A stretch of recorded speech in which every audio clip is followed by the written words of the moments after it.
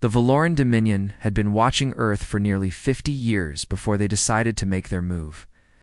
Their observation ships had hidden behind the moon, recording everything about the small blue planet and its strange inhabitants. Ambassador Kethrix, a tall insectoid creature with shiny black eyes that could see in every direction at once, had spent decades studying humanity. He thought he understood them completely. He was wrong. Kethrix stood before the Galaxy Council on the day they voted to conquer Earth. The council chamber was enormous. Carved from the heart of an asteroid and decorated with the flags of 17 ancient species, these beings had ruled the Orion arm of the galaxy for over 50,000 years. They had crushed hundreds of younger species and built an empire that stretched across 40 star systems. "The humans are weak creatures," Kethrix announced, his mandibles clicking together as he spoke. "They need to sleep for 8 hours every single day. They cannot breathe in space. Their bones break easily. Their skin tears like paper. They will make excellent workers in our mining colonies." The council members nodded their various heads in agreement. They had seen the reports. Humans were soft, emotional beings who spent most of their time arguing with each other. They had only recently discovered space travel. They posed no threat to an empire that had conquered the stars. The vote was unanimous. Earth would fall within 1 month. 3 weeks later, the invasion began. Kethrix watched from his command ship in orbit as 30,000 Laran shock troops descended toward a small military base in the American desert.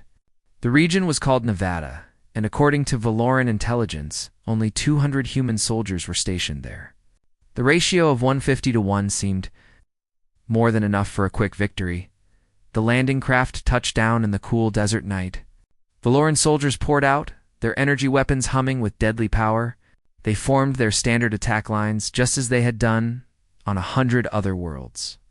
Their commanders gave the order to advance. The first shots came from nowhere. Valoran soldiers began dropping, hit by weapons they could not see. The humans were using primitive projectile weapons, but they were firing from positions that seemed impossible. One moment a Valoran squad would be advancing, and the next moment half of them would be on the ground. "Where are they?" screamed a Valoran captain into his communicator. "I cannot see any enemies." No one could answer him because no one could see the humans. They seemed to appear from thin air, fire their weapons with perfect accuracy, and then vanish into the darkness. The Valoran troops had excellent night vision, but it did not help. The humans were simply not there when they looked. The battle, if it could be called that, lasted exactly 4 minutes and 12 seconds before all communications from the surface went silent. Kethrix stared at his display screens in disbelief. "Send the second wave," he ordered. And this time, use thermal imaging. Another 10,000 troops descended. They carried advanced sensors that could detect body heat from a mile away. Surely this would reveal the hidden humans. It did not help. When the Valoran commanders finally surveyed the battlefield at dawn, they found a scene that would haunt their nightmares forever. Their soldiers were scattered across the desert in small groups, each one eliminated with terrible efficiency. The humans had not just defeated them.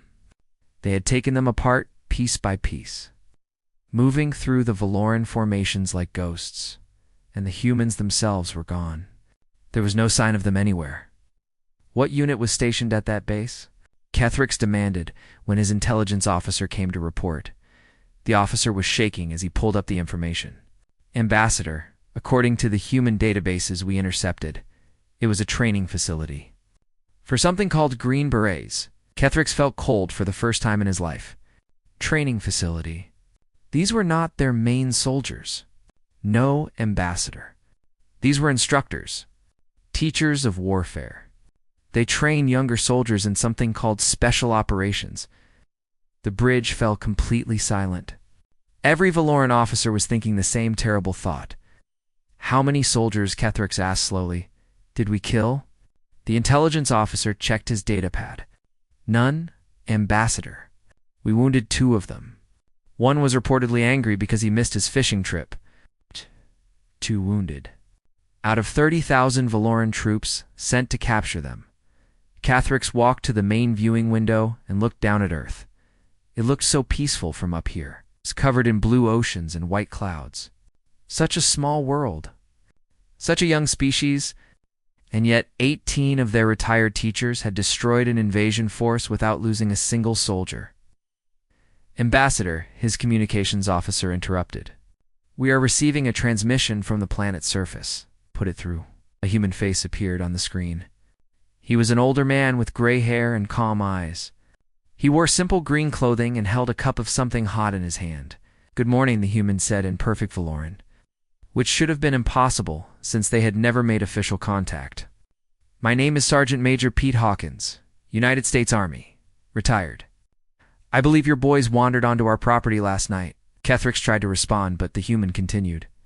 Now, we understand there might have been some confusion. First contact situations can be tricky. So we are going to give you a choice. You can turn your ships around and go home, and we can pretend this never happened. Or you can send more soldiers. The human took a sip from his cup. But I should warn you about something. Me and my buddies here, we are just instructors.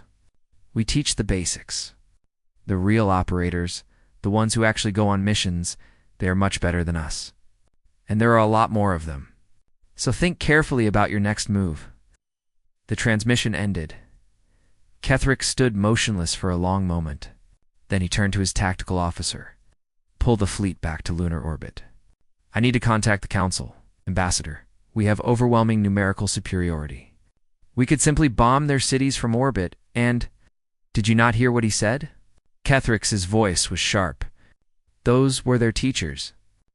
They're retired teachers, and they destroyed 30,000 of our best troops without breaking a sweat. He pointed at Earth with a trembling claw. Whatever is down there, we are not prepared for it. We need to learn more before we act. The fleet retreated to the moon, and in the council chamber, 17 ancient species began to learn a lesson that would change the galaxy forever. The humans were not weak. They had simply never shown their true strength until now. The news of the Nevada disaster spread through the Valoran fleet like wildfire. Soldiers whispered to each other about ghost warriors who could not be seen or heard. Officers argued about tactics and blamed each other for the failure. And in his private quarters, Ambassador Kethrix wrote his report to the Galaxy Council with trembling claws. Meanwhile, on Earth, things were moving very fast. Lieutenant Colonel Danny Vance stood in a room that had not existed 1 week ago. The Pentagon had built the Extraterrestrial Threat Response Center in record time, filling it with the most advanced computers and communication equipment available. Giant screens covered every wall, showing the positions of alien ships throughout the solar system.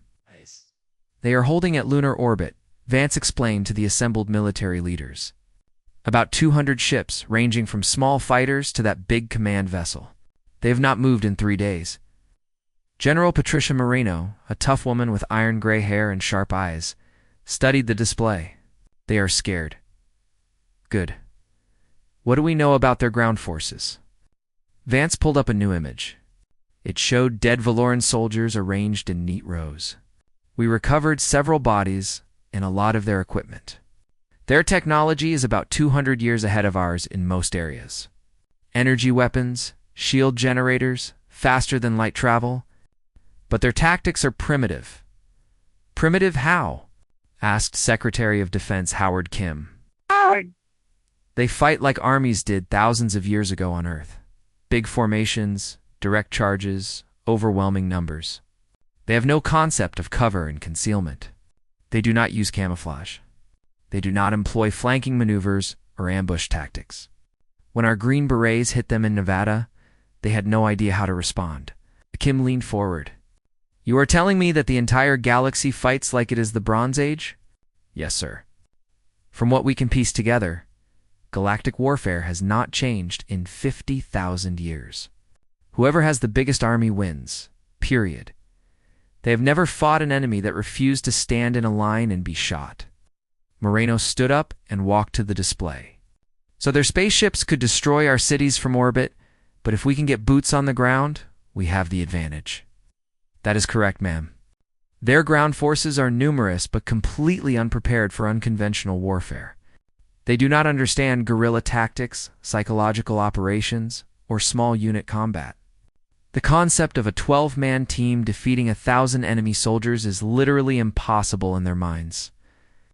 "Then we make it possible," Moreno said firmly. "What do you need?" Vance had been waiting for this question. "Permission to deploy every special operations unit we have. Army Special Forces, Navy SEALs, Marine Raiders, Air Force Special Tactics, all of them. An authorization to get creative?" "Creative how?" "Ma'am, these aliens have never seen what humans can do when we really try. They think the Nevada incident was bad.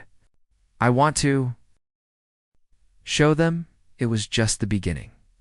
Over the next 2 weeks, the finest special operators in the world gathered at secret bases across the country. They studied everything humanity had learned about the Valorans. They examined captured weapons and armor.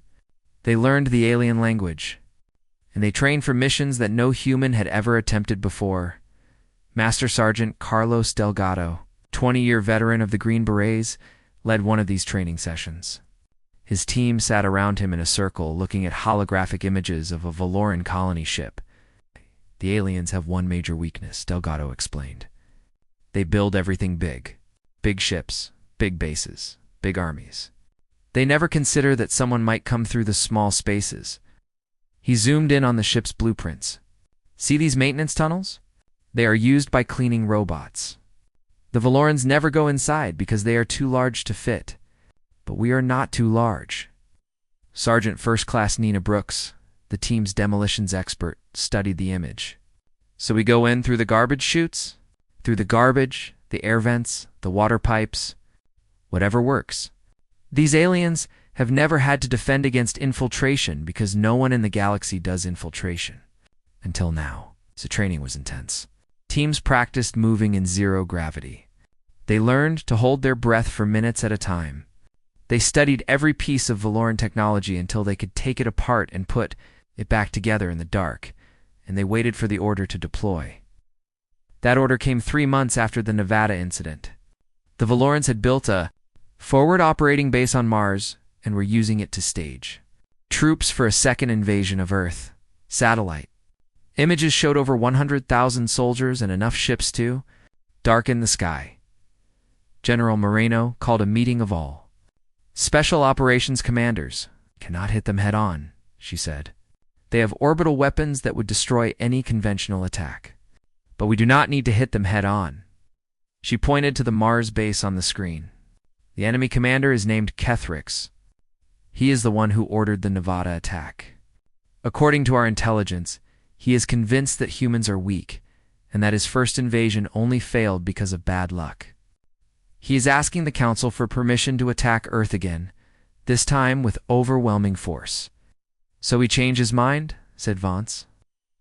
"I want you to send a message that no one in the galaxy will ever forget. Make them understand that Earth is not worth the cost of taking it." Delgado and his team received their mission briefing that night. They would infiltrate the Mars base, destroy key infrastructure, and escape without being detected. The goal was not to kill as many enemies as possible. The goal was to show the Valorans that nowhere was safe. "Questions?" asked the briefing officer when he finished. Nina Brooks raised her hand. "How many teams are going?" "Just yours." 8 operators. The room was silent for a moment. 8 of us against 100,000 of them," said Brooks. "Is that a problem?" Delgado smiled, and it was not a nice smile. "No, sir. That sounds about right." 2 days later, a small human spacecraft launched from Earth and headed toward Mars. It carried 8 soldiers, enough explosives to level a city block, and absolutely no mercy. The Valorans never saw them coming. The Mars base was the largest military installation the Valoran Dominion had ever built outside their home system. It covered 50 square miles of red desert, protected by energy shields that could stop a nuclear missile and orbital platforms that watched every approach. 100,000 of the finest Valoran warriors lived within its walls. Confident that no enemy could ever reach them, they were wrong, Master. Sergeant Carlos Delgado led his team through the Martian night, moving across the rocky ground like shadows. They had landed their small craft 30 miles from the base, hidden it beneath a rock overhang, and covered the remaining distance on foot. It took them 2 days, moving only in darkness, sleeping beneath thermal blankets that hid their body heat from enemy sensors. Now they stood at the edge of the base perimeter, looking at a small grate in the ground. It was a waste disposal outlet, designed to release processed sewage into the Martian soil. The Valorans had never considered that anyone would use it as an entrance. "Lovely," muttered Nina Brooks, as she unscrewed the grate. "My recruiter definitely did not mention swimming through alien sewage. Think of it as job security," Delgado replied. "Nobody else is crazy enough to do this." One by one, the team slipped into the pipe. It was dark and wet and smelled worse than anything they had ever experienced. But it led directly into the heart of the base, and that was all that mattered. They emerged in a maintenance area 3 hours later. It's covered in filth, but alive and undetected. Sergeant Tony Martinez, the team's medic, handed out pills that would kill the alien bacteria in their systems. "Everyone take 2, he whispered. "Last thing we need is someone getting space diarrhea in the middle of the mission." They cleaned themselves as best they could and changed into fresh uniforms. Then Delgado gathered them for a final briefing. "We have 6 hours until dawn," he said. "Our targets are the main power generator, the water treatment facility, the communications array, and the ammunition depot. We hit all 4 at exactly the same time. Then we disappear." "What about the 100,000 soldiers between us and those targets?" asked Staff Sergeant Maria Santos, the team's sniper. "We avoid them. This is not about fighting. This is about fear. When the sun comes up, I want every Valoran on this base to wonder how we got past them. I want them jumping at shadows for the rest of their lives." The team split into 4 pairs and moved out. Delgado and Brooks headed for the power generator. It was located in the center of the base, surrounded by guard posts and patrol routes. But they did not approach from the surface. They found another maintenance shaft and crawled through the darkness for over a mile. The generator room was enormous. Massive machines hummed with energy, feeding power to every part of the base. A dozen Valoran technicians monitored the controls, completely unaware that death was watching them from the shadows above. Brooks moved along the ceiling beams, placing charges at critical junction points. She worked in complete silence, her hands steady, despite the danger. One wrong move would alert the technicians below. One drop tool would end the mission. It took her 40 minutes to place all the charges. Then she rejoined Delgado at the exit shaft. "Package is ready," she whispered. "Good. Now we wait." Across the base, the other teams were completing their own missions.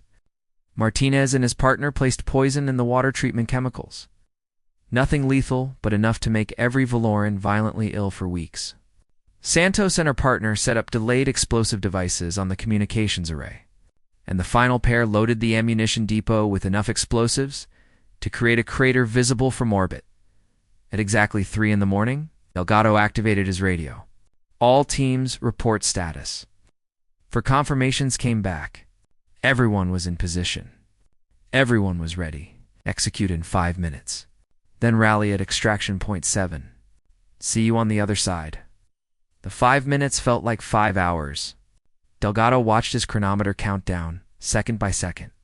He thought about his family back on Earth, about the wife and daughter waiting for him to come home.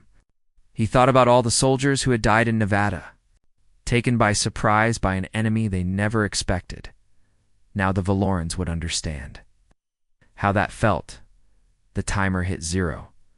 4 explosions ripped through the base simultaneously.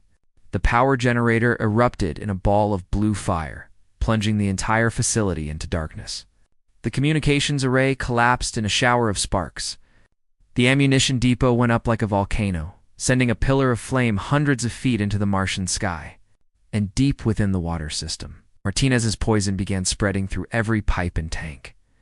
The Valoran response was chaos. Soldiers ran in every direction, shouting orders that no one could hear.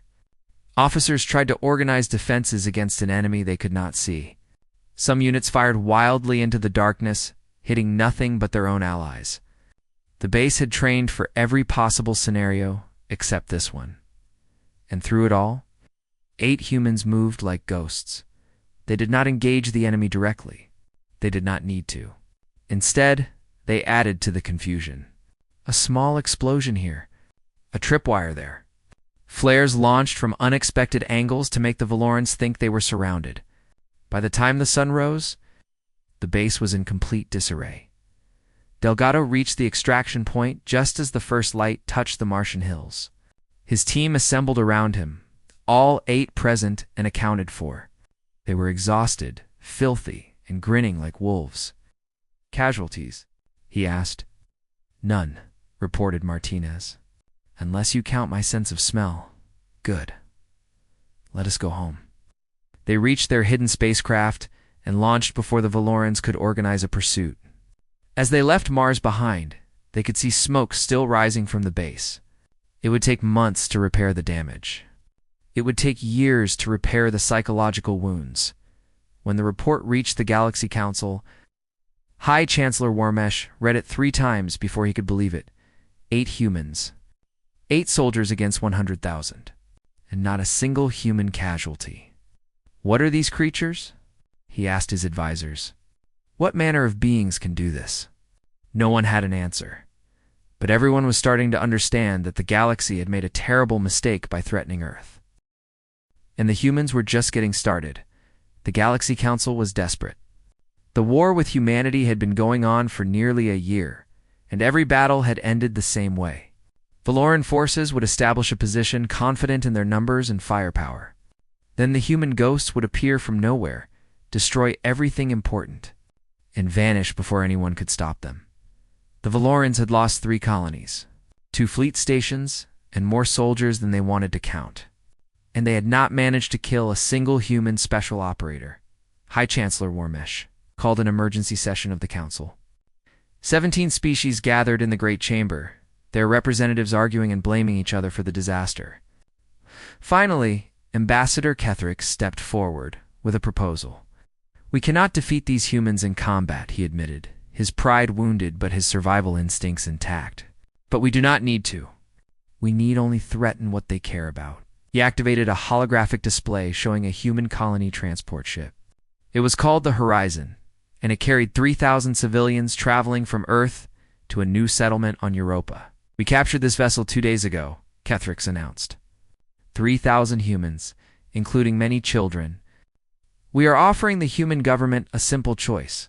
Surrender or watch them die," the council murmured in approval. This was warfare, they understood. Take hostages, make demands, force the enemy to submit. It had worked on dozens of species throughout history, but humanity was not like other species. The response came not from Earth's government, but from a single transmission broadcast on every frequency the Valorans monitored. A human face appeared on screens across the council chamber. He was an older man, maybe 50, with a scarred face and eyes that had seen too much death. "This is Sergeant Major Frank Castellano, United States Army Special Operations Command. I am responding to your hostage situation." Ketherick stepped toward the screen. "Where is your government? Where are your diplomats?" "They are busy," Castellano replied calmly. "They asked me to handle this directly." "One soldier? You send 1 soldier to negotiate for 3,000 lives?" Castellano's expression did not change. "I am not here to negotiate. I am here to inform you that in approximately 6 hours, we will recover our people. Your forces will not stop us. Your technology will not save you. And when we are finished, every species in this galaxy will understand something important about humanity." The transmission ended. Warmesh turned to his military commanders.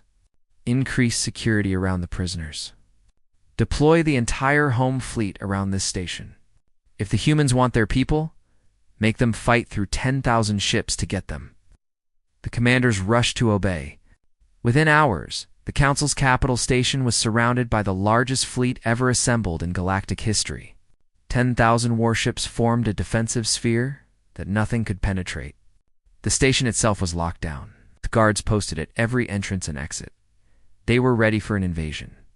They got something much worse. 6 hours later, at exactly the time Castellano had promised, the lights went out, not just in one section. Not just in one building. Every single light on the station died at the same moment. Emergency generators kicked in, but they only powered critical systems. The corridors were plunged into darkness. Then the screaming started. Guards began dropping. One by one, hit by weapons they could not see. Some were shot, some were knocked unconscious, and some simply disappeared into maintenance shafts and were never seen again. Communications were jammed. Panic spread through the station like a disease, and through it all, 32 human operators moved in perfect silence. They came through the waste pipes. Just as Delgado's team had done on Mars, they came through the ventilation system, crawling for miles through tunnels that the Valorans thought were too small for any intelligent being. They came through access panels that had not been opened in centuries. The Council had 10,000 ships and 1 million soldiers protecting them. None of it mattered. Castellano led the team personally. He was too old for this kind of mission, and his knees complained with every step. But those were his people in that prison block, and nobody was going to stop him from bringing them home. They reached the detention level after 2 hours of careful movement. 100 guards stood between them and the prisoners. It would have been easy to kill them all, but that was not the mission. The mission was rescue, not revenge. Stun rounds only, Castellano ordered. No fatalities unless absolutely necessary. The assault took 4 minutes. Human operators flowed through the corridors like water, appearing and disappearing, always striking from unexpected angles. Guards fell unconscious before they could raise their weapons. Officers were neutralized before they could call for help. When it was over, not a single Valoran was dead. And not a single human civilian had been harmed. Castellano walked through the rows of cells, releasing the locks one by one. Frightened faces looked up at him. People who had been expecting death and found salvation instead. A young girl, maybe 10 years old, grabbed his hand as he freed her. "Are you the rescue?" she asked. "Yes, ma'am," he replied with a gentle smile that transformed his scarred face. "We are here to take you home." The extraction was flawless. Human shuttles docked at maintenance ports while the Valoran fleet searched frantically for an enemy that was already inside. Within an hour, all 3,000 civilians were aboard and heading back to Earth. But the humans left something behind, in high. Chancellor Wormesh as private chambers. On his personal desk, they left a single piece of paper. Real paper, made from trees that grew on Earth. On it was written a message in perfect Valoran script. "We took nothing but our people. We could have taken everything. Remember this mercy, and know that it will not be offered again." Wormesh read the note 7 times. His hands were shaking. His guards had found 5 unconscious bodies outside his door. The humans had been within feet of him while he slept. They could have killed him. They could have killed everyone on the Council. Instead, they had shown mercy that was more terrifying than any weapon.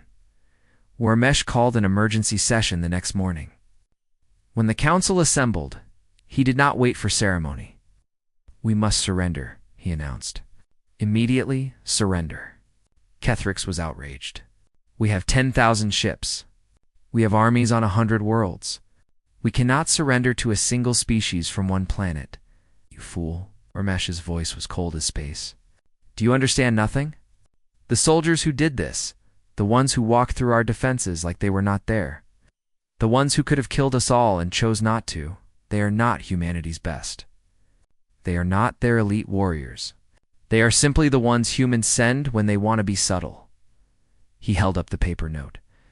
"These humans, these special forces as they call them, they represent less than 1% of humanity's military. 1%. And they have defeated us at every turn. Now imagine what happens when humanity stops being subtle. When they send the other 99%. The Council chamber was silent. Imagine millions of soldiers trained by these men and women. Imagine fleets crewed by warriors who have learned these tactics. Imagine entire armies that can move like ghosts and strike like thunder. Wormesh looked at each council member in turn. "We attacked Earth because we thought humans were weak. We were wrong. And now we must hope for all our sakes that they are willing to forgive us. Because if they are not, nothing in this galaxy can stop. The vote for peace was unanimous. The Treaty of Luna was signed 1 year to the day. After the first Valoran soldier had set foot on Earth, the ceremony took place in a large hall built specifically for the occasion. With giant windows that looked out over the gray lunar landscape, Earth hung in the black sky like a blue and white jewel, beautiful and fragile and utterly unconquered. Representatives from all 17 council species were present.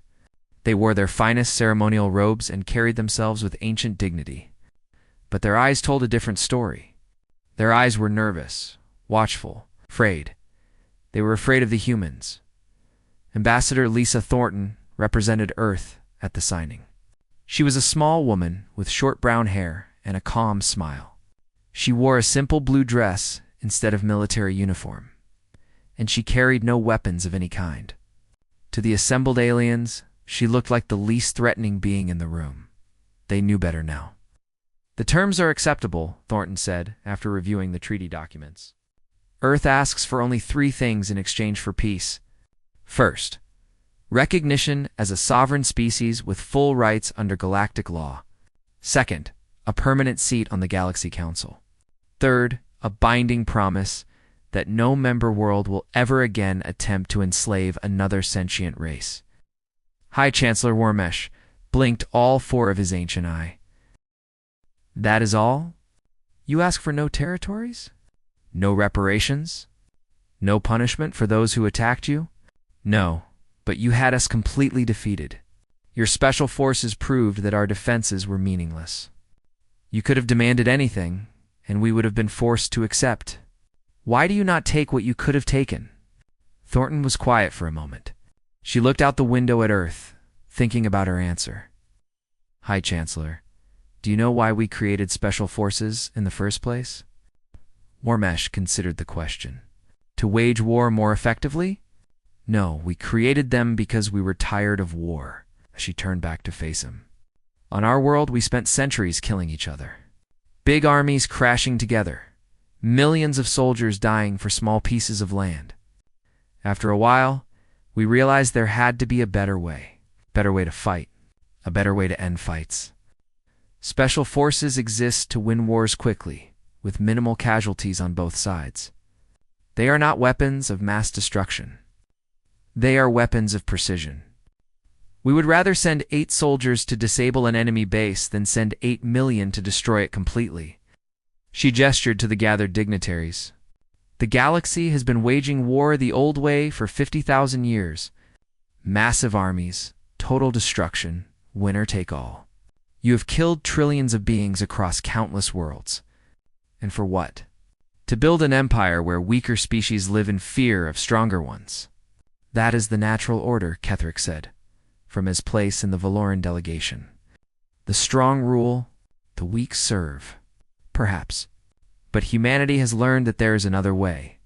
The strong can protect instead of conquer. The powerful can lift up the weak instead of crushing them." Thornton smiled, but there was steel behind it.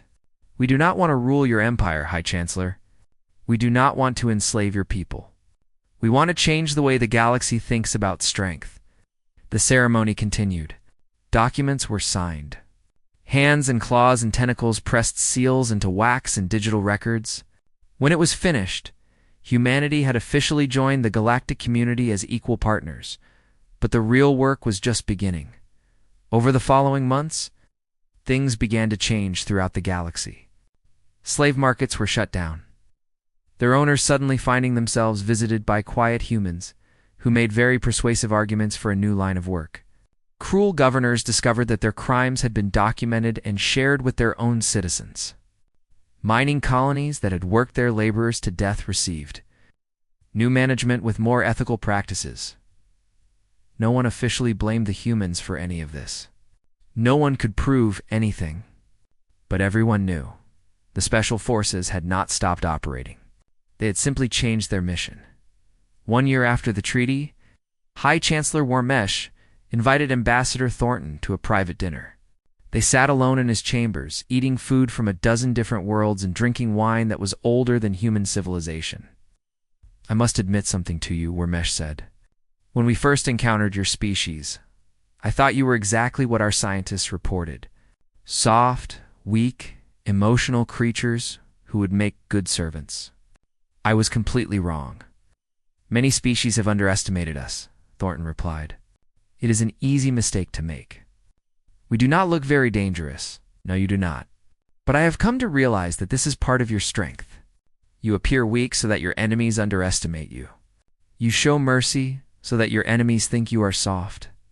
And when they push too far, you reveal what you really are. And what are we, High Chancellor?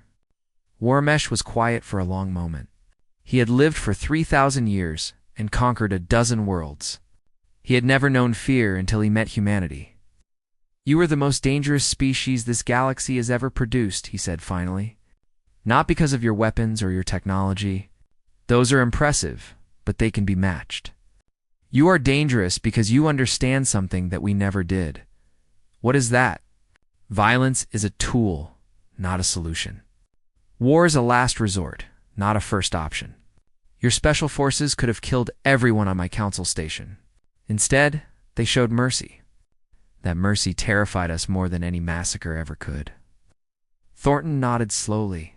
We call it restraint, High Chancellor. The ability to have power and not use it. To be capable of terrible things and choose kindness instead. It is a strange philosophy. It kept us from destroying ourselves. Our weapons became so powerful that we had no choice but to learn restraint. Either we controlled our violence, or our violence would have ended us. Warmesh considered this. And your special forces? How do they fit into this philosophy of restraint? They are the restraint itself. Thornton set down her glass and met his eyes. When we need to send a message, we send them. They strike precisely, they minimize casualties, and they get the job done. They are the hand we extend when we want to solve problems without devastation. And if they are not enough, if your enemies do not listen to the message. Thornton's expression did not change, but something cold flickered in her eyes. Then we send more, and we keep sending more until the job is done. That is what your people failed to understand, High Chancellor. You saw our restraint and thought it was weakness. You saw our precision and thought it was all we had. She picked up her glass again. The special forces you fear so much. They are our gentle hand. They are what we send when we want to resolve conflicts without destroying everything. What you never saw, and what we pray you never see, is what happens when the gentle hand closes into a fist. The dinner continued in a more pleasant manner, but Warmesh never forgot that moment, and he made sure the other council species never forgot it either. In the years that followed, the galaxy changed. Slowly at first, then faster, as more species realized that the old ways were dying. The strong no longer crushed the weak without consequence. Slavers found their operations disrupted by mysterious soldiers who appeared from nowhere. Tyrants discovered that human eyes were watching them. Human hands were ready to act. They called it the Pax Humana, the human peace. It was not perfect. It would never be perfect. But it was better than what had come before. And whenever a new species asked how such a young civilization had transformed the entire galaxy, the answer was always the same. The humans sent their special forces, and the galaxy learned to listen, because everyone understood now what it meant when the humans chose restraint. They understood that the ghosts in the darkness, the warriors who could not be seen or stopped, were not humanity at war. They were humanity being polite, and nobody. From the greatest chancellor to the smallest citizen. Ever wanted to see what happened when humanity stopped being polite? The galaxy had learned its lesson, and humanity had found its place among the stars.